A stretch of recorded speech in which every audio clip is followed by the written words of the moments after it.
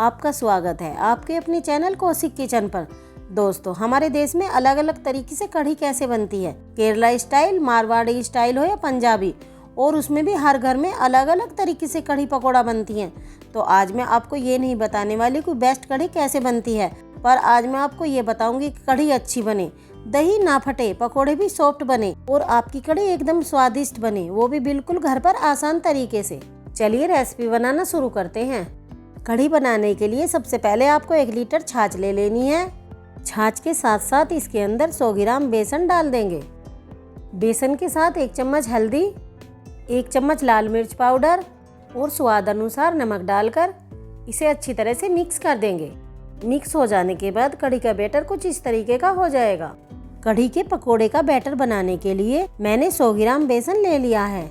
बेसन के साथ इसमें 1 चम्मच हल्दी, 1 चम्मच लाल मिर्च पाउडर, स्वाद अनुसार नमक और इसके अंदर पानी डालकर इसका एक स्मूथ बैटर तैयार कर लेंगे।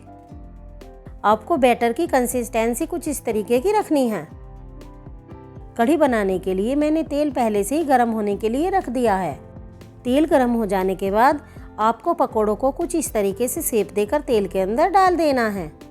अब आप देख सकते हो 2 से 3 मिनट के बाद कढ़ी का पकोड़ा कितना ज़्यादा सॉफ्ट और यमी बना है। कढ़ी बनाने के लिए आपको इसी तेल के अंदर आधा चम्मच हींग, आधी चम्मच मेथी, आधी चम्मच जीरा, 6 से 7 साबुत लाल मिर्च डाल देंगे। छौंका भुन जाने के बाद जो कढ़ी का बैटर हमने पहले से ही बनाकर रख रखा था उसे छौंके के अंदर डाल देंगे और कढ़ी चलाते रहेंगे जिससे कढ़ी फटेगी नहीं। अब इसके अंदर जो हमने पहले से ही पकोड़े बनाकर रखे थे वो कढ़ी के अंदर डाल देंगे।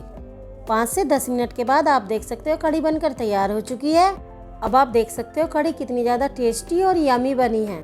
अगर आपको जन्माष्टमी स्पेशल कढ़ी पकोड़े की वीडियो अच्छी लगी हो तो लाइक करें, सब्सक्राइब करें और शेयर ज़रूर करें। Thank you.